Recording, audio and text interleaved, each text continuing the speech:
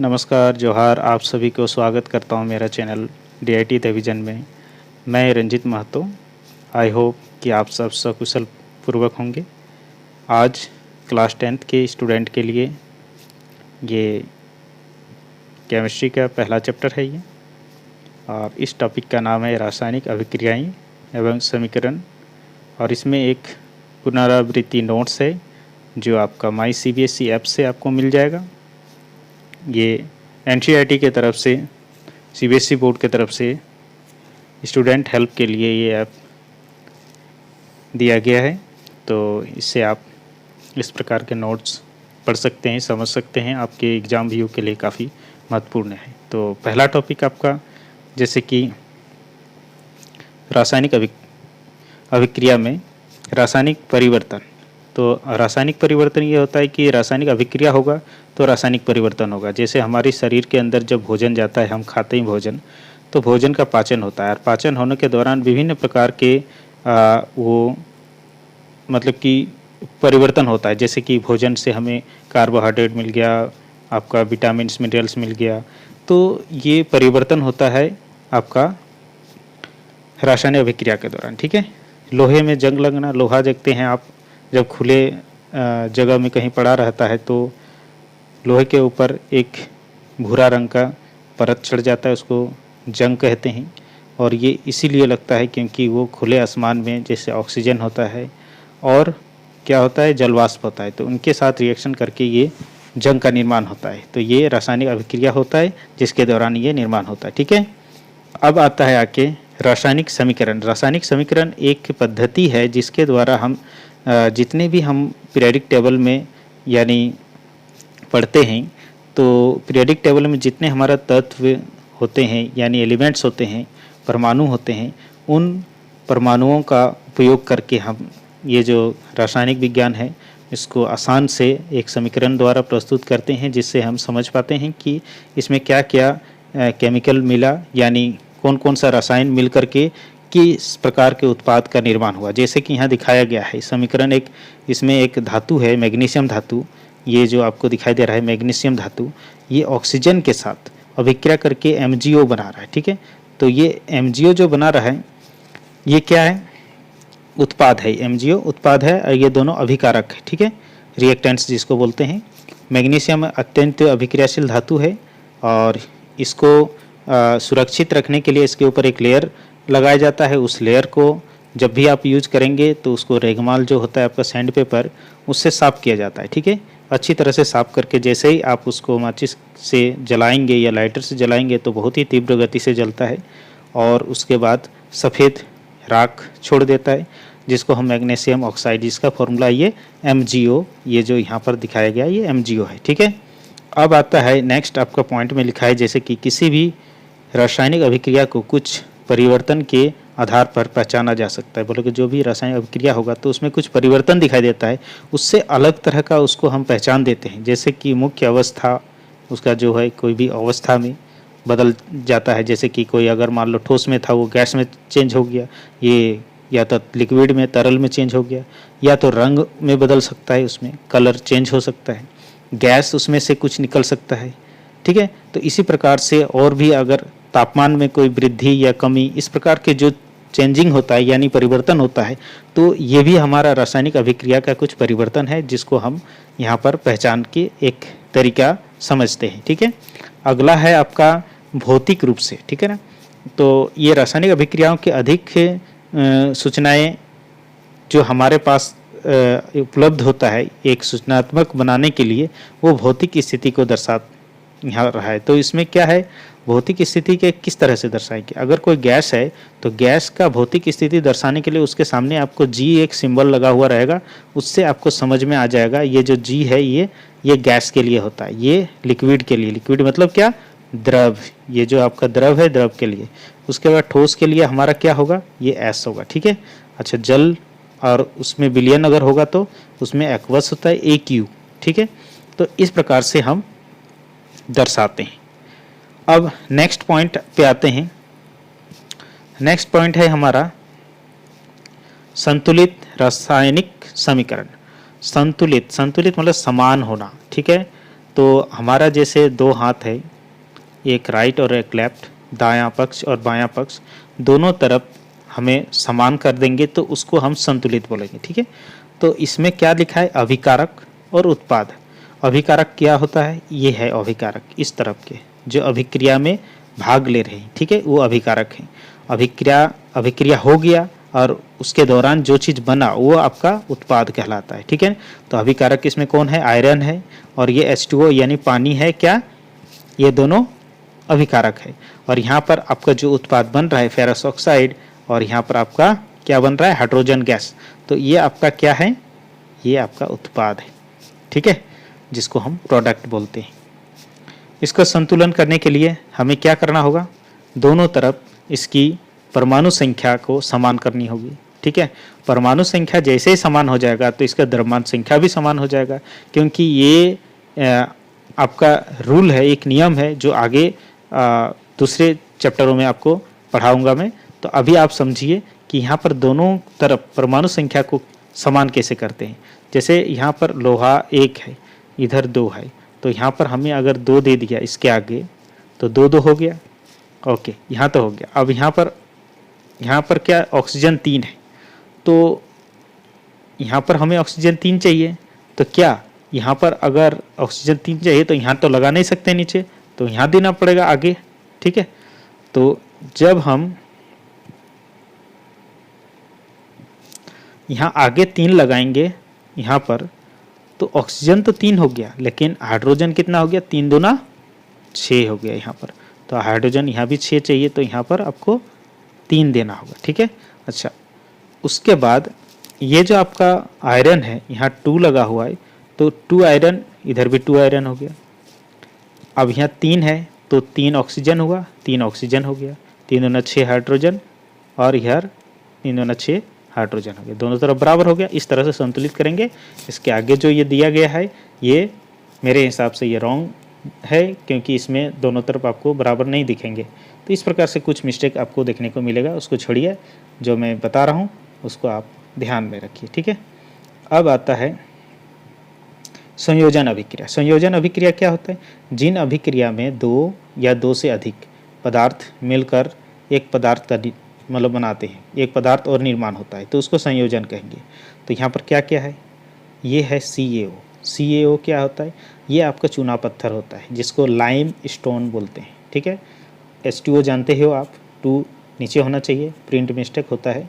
यहाँ पर CaOH यानी कैल्शियम हाइड्रोक्साइड, इसमें 2 होगा, हाइड्रोक्साइड जो होगा इसमें नीचे 2 आएगा। ठीक है, तो इस प्रकार के कुछ सिली मिस्टेक आपको देखने को मिलेगा। तो कैल्शियम हाइड्रोक्साइड जो है वो बुझा हुआ चूना बोलते हैं, क्योंकि चूना का जब आप पानी में डाल देते हो तो वो खोलने लग जाता है, उबलने लगेगा, बहुत गर्म होता है, आप उस बर्तन को भी छू नहीं सकते, इतना ज़्यादा गर्म हो जाएगा। और उसके बाद जब वो ठंडा होता है तो वो CaOH पानी के साथ मिल करके बनता है। ठीक है, तो उसको बुझा हुआ चूना बोलते हैं। उसी को हम क्या करते हैं, घर में जैसे सफ़ेदी करते हैं, तो सफ़ेदी करने के लिए ये CaOH2 यूज किया जाता है सफ़ेदी के लिए। ठीक है ना, लिखा हुआ है। आप बोल रहे हैं जब सफ़ेदी आप करेंगे ना, उस टाइम आपको कलर जो है चमक उसका दिखेगा नहीं, सफ़ेद नहीं होगा। तो क्या होता है, 1-2 दिन बीत जाता है, और बीतने के बाद फिर उस घर को दूर से आप देखेंगे तो बिल्कुल सफ़ेद नज़र आता है। क्यों, क्योंकि उसमें हमारा वायुमंडल में जो कार्बन डाइऑक्साइड गैस है वो इसके साथ रिएक्शन करके ये बनता है, क्या, CaCO3। ये मार्बल का एक्चुअली फार्मूला होता है, और जो हम मतलब कि सफ़ेदी करते हैं उसमें जो आपका एक लेयर बनता है वो कैल्शियम कार्बोनेट का यही लेयर है, जो पपड़ी होता है ना, आप कभी निकाल के देखे होंगे तो यही आपका मिलेगा। ठीक है, अच्छा, उसके बाद जैसे कि यहाँ बताया है, जिसमें दीवार की चमक आ जाती है, लिखा है यहाँ पर दीवार की चमक आ जाती है। तो यहाँ पर है CaOH2 कार्बन डाइऑक्साइड रिएक्शन हो रहा है, और CaCO3 बन रहा है, और उसमें से जो गीला रहेगा दीवार वो वाटर वेपर लिक्विड होकर के उड़ जाएगा। ठीक है ना, वाष्प होकर के उड़ जाएगा, भाप बन करके। कोयले का दहन का एग्जाम्पल और एक दिया है। तो इसी प्रकार से इसको आप समझिए, जिस प्रकार से पानी बन रहा है, पानी का एग्जाम्पल दिया गया है। तो ये था आपका क्या, ये था आपका संयोजन, ठीक है ना, संयोजन अभिक्रिया था ये। अब आगे आगे आपका ऊष्माक्षेपी अभिक्रिया। अब ऊष्माक्षेपी अभिक्रिया में ऊष्मा क्षेपण होना मतलब ऊष्मा मुक्त होना, ठीक है, उसमें से हीट निकलना, इसका मतलब ये हुआ। अभिक्रिया के दौरान जहाँ पर आपका ऊष्मा निकलेगा ऊष्माक्षेपी है। जैसे कि मीथेन को अगर ऑक्सीजन के साथ प्रेजेंट में जलाया जाए, ऑक्सीजन जलाने के लिए हर चीज़ में ज़रूरत पड़ता है ऑक्सीजन, तो यहाँ पर आपका मीथेन जो है ऑक्सीजन की उपस्थिति में जल रहा है, तो कार्बन डाइऑक्साइड गैस और वाटर मतलब कि भाप के रूप में आपका यहाँ पर बन रहा है, ठीक है। श्वसन हम लेते हैं श्वास, तो हमारे बॉडी टेम्परेचर बना रहता है, तो ये ऊष्माक्षेपी अभिक्रिया है, यानी ऊष्मा मोचन भी इसको कहते हैं। साग सब्जी जो होता है विघटन किया जाता है, तो कंपोस्ट करने के दौरान सड़ता है, तो वो भी ऊष्मा उसमें से प्रोड्यूस करता है, यानी हीट प्रोड्यूस करता है। विघटन अभिक्रिया ऐसी अभिक्रिया जिनमें एक कोई पदार्थ जो है आपका, यानी अभिक्रिया के दौरान वो एक ही पदार्थ टूट करके दो या दो से अधिक उत्पादों में मतलब कि निर्माण हो जाएगा, ठीक है, तो उसको विघटन कहते हैं। जैसे कि इसमें 3 प्रकार के दिखाया गया है वियोजन अभिक्रिया में, विघटन वियोजन, ऊष्मीय वियोजन, मतलब कि इसको वियोजन होने के लिए जैसे फेरस सल्फेट है उसको उष्मा दो यानी गर्म करो, तो ये 3 प्रकार के आपका प्रोड्यूस हो गया उत्पाद, ठीक है ना।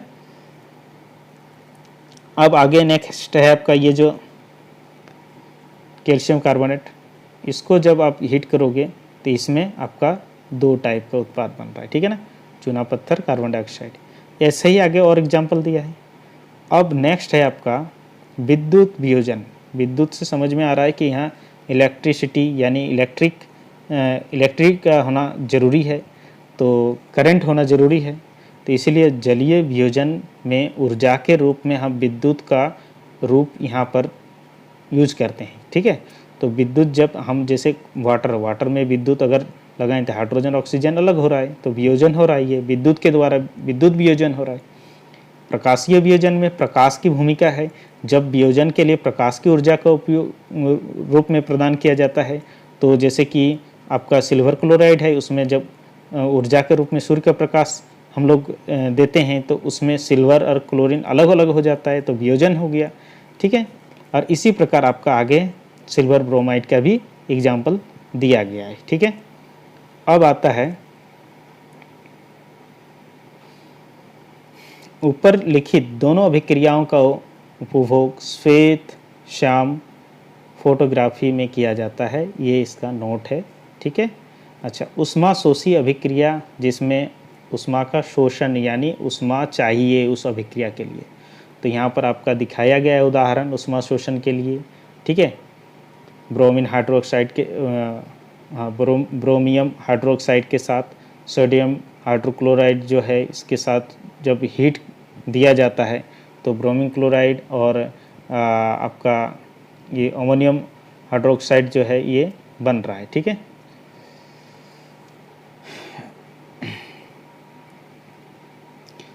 विस्थापन अभिक्रिया, ठीक है ना। विस्थापन अभिक्रिया में ऐसे अभिक्रिया होगा जिनमें एक तत्व दूसरे तत्वों के साथ जब जलीय विलयन होगा तो उसमें से उसको विस्थापित करेगा। विस्थापित मतलब कि वहाँ से वो एलिमिनेट कर देगा, ठीक है, ओके।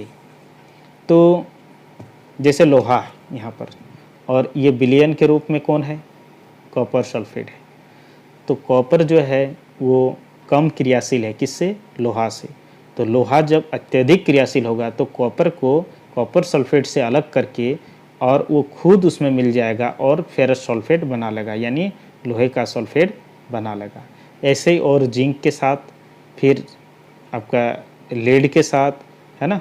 इसी प्रकार से 2-3 एग्जाम्पल और है, इनको आपको याद करना है। और लास्ट में दिखाया गया है कि यहाँ पर लिख दिया है जिंक और सीसा धातु कॉपर की अपेक्षा अधिक अभिक्रियाशील है ना। तो ये कॉपर धातु को उसके यौगिक से विघटित कर देता है, यानी विस्थापित कर देता है, खुद उसके साथ जुड़ जाता है। द्विविस्थापित, द्वि से समझ में आ रहा है कि दो, जब दो आपस में विस्थापित होते हैं एक दूसरे के जगह में, ठीक है, तो उसको द्विविस्थापित कहते हैं। जैसे कि यहाँ सोडियम है, ये बेरियम के साथ और बेरियम सोडियम के साथ आ जाएगा, ठीक है ना। और ये सल्फेट जो है ये अपने जगह में जैसा है वैसे ही रह जाएगा, क्लोरीन जो है वो उसकी जगह में ऐसे ही रहेगा, ठीक है।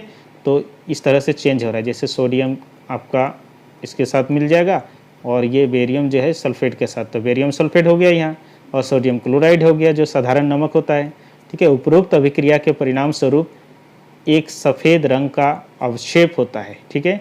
अवक्षेप मतलब प्रेसिपिटेट।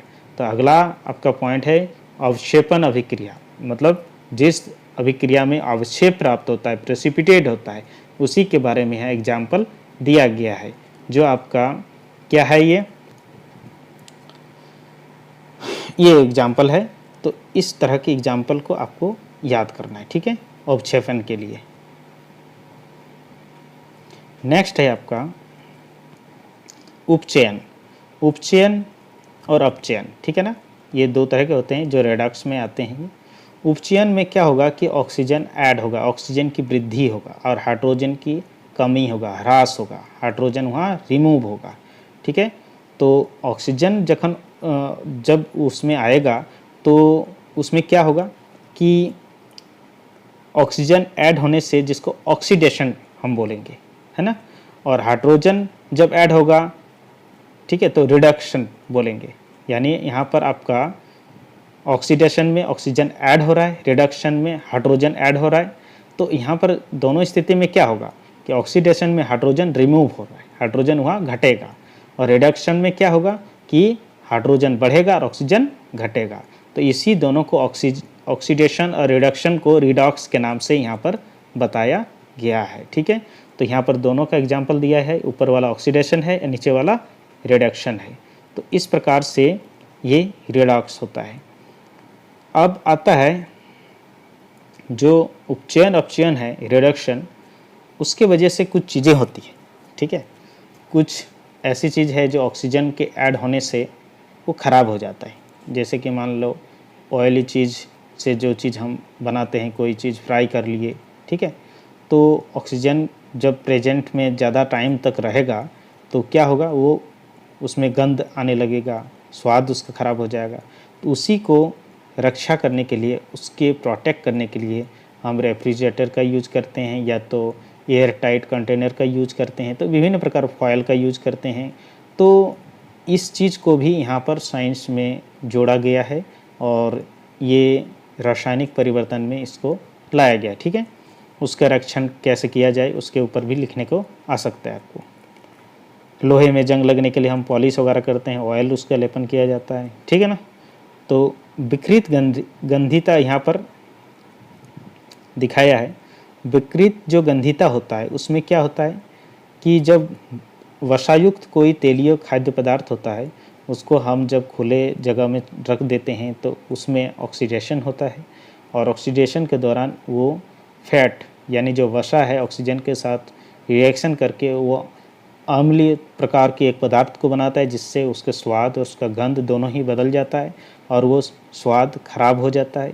खाद्य सामग्री विकृत गंधिता से बचाने के लिए उसके प्रति ऑक्सीकारक मिलाया जाता है, ठीक है।